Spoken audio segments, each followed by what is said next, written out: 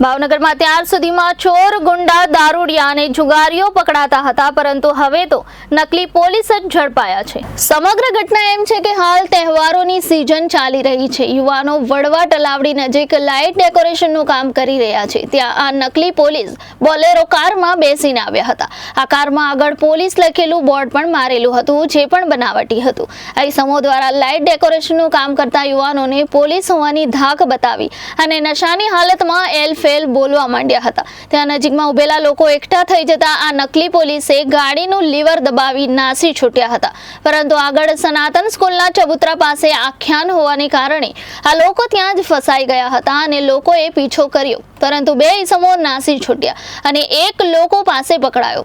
લોકોએ તુરંત જ સમગ્ર ઘટના અંગે પોલીસમાં જાણ કરી હતી।